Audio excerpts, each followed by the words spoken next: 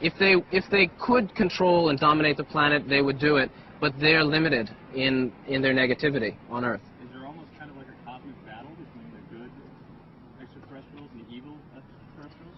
At certain levels in the universe, there are battles between positive and negative groups. In general, these battles take place between forces that simply defend themselves and others that try to conquer them. And ultimately, you have the battle between those who want to control and those who only seek to love, and yet won't allow themselves to be destroyed. This is the idea of Armageddon.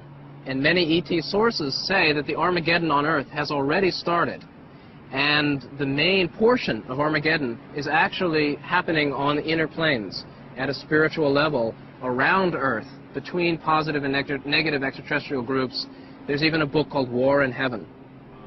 Because when you were saying the idea that they're on certain planes of existence and on other planetary solar systems, there have been battles of good and evil, and you know, she's right, it does sound a lot like something we see out of Star Wars or Star Trek or these other things.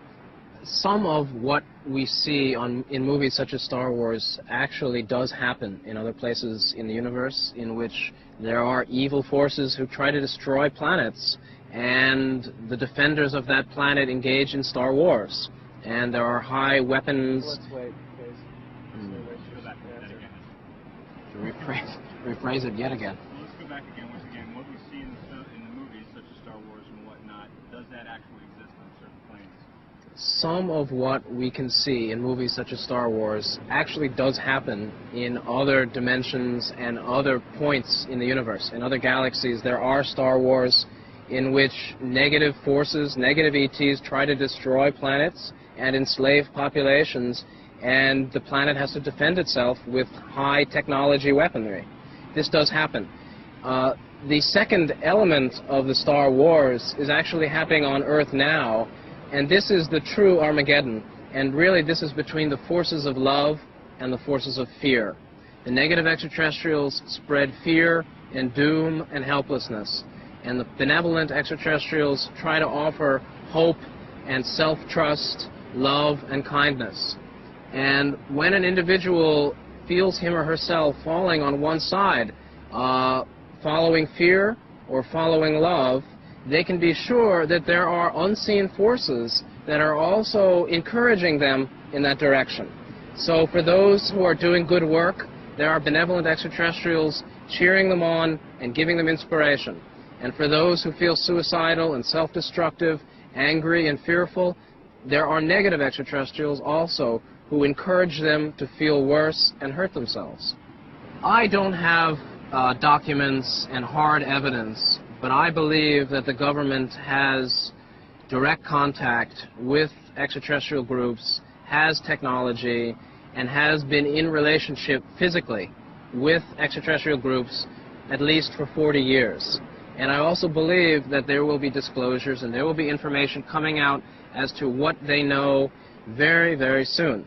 And at that point, it'll be very important for the peoples of Earth to understand, number one, this is for real, and number two, who the players are and the difference between fear, disempowerment, versus love and self-trust.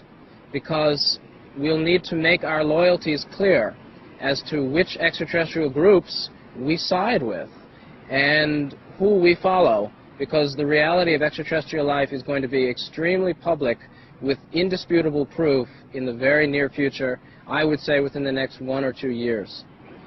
Benevolent extraterrestrials follow cosmic laws which prevent them from intervening physically and directly in the fate of societies and nations as a whole.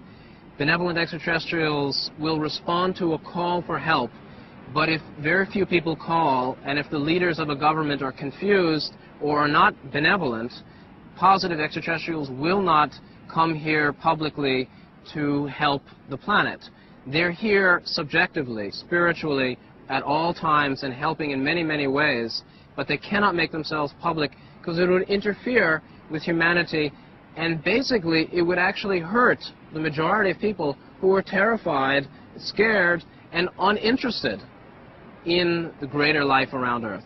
But Many people in America don't know that there were some of the most public and well-documented UFO sightings over Mexico City earlier in 1995. These were seen by dozens of people and captured on video by many, many people, but it was completely blacked out in the U.S.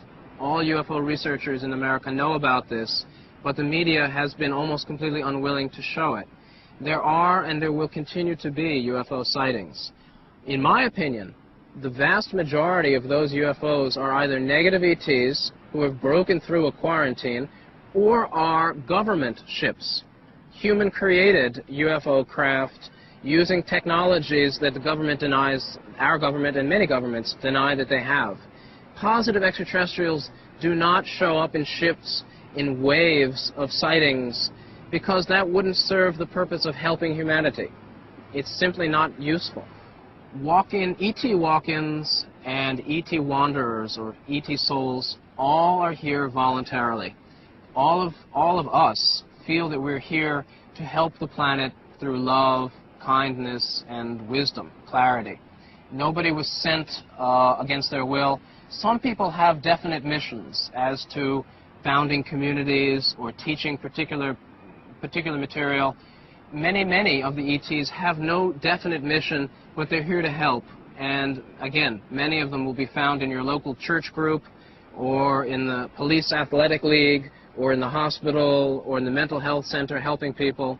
They're all over the place, and most of them don't know they're ETs. Are you aware of your extraterrestrial appearance outside of the human soul? The human form, would you say? My extraterrestrial appearance, or my form, before I took birth in a human body, was as light. My race, my level of development has transcended the need for a body. We don't have bodies. We are beings of light. We have light bodies. These are the true light workers. And many of the older extraterrestrials on Earth are also from these levels of light. In fact, majority of wanderers, not the children, majority of the old-timers who've been on the planet many incarnations had no body before they came to Earth. They were also beings of light.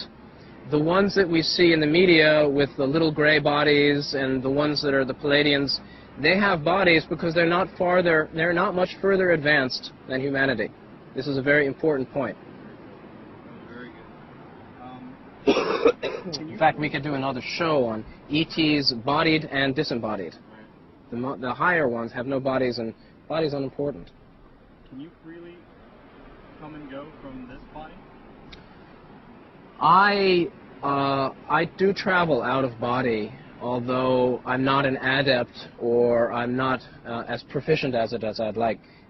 I can travel out of body. I've had many out-of-body experiences, but I'm not at a master level of that skill.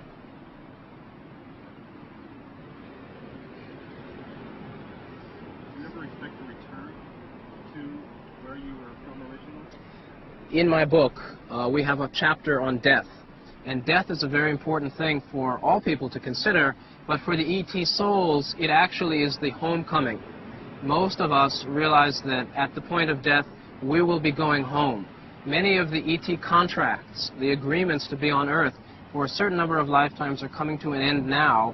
Many of these ET souls are going home after they die. That's why many of us are awakening to our identity and origin. All of us will go home pretty shortly. Most of the extraterrestrials who will leave Earth, who will go home, will simply go after death. Whether it's a natural death or any other type of death, they'll go back then. There is no design for when all the ETs are going home, but when the New Age does begin, and there are definite dates for that, it's considered that the New Age will begin around the year 2010, 2012, which coincides with the Mayan calendar and some very important pieces of channeled material. At that time, only the extraterrestrials who are closer to the level of Earth, closer to Earth awareness, will be here. The majority of ET wanderers will go home at that time. There are many different planets that are at the same level of development as Earth, where the individuals are going through the challenge of individuality, self-development, and choice of polarity, good or evil, love or fear,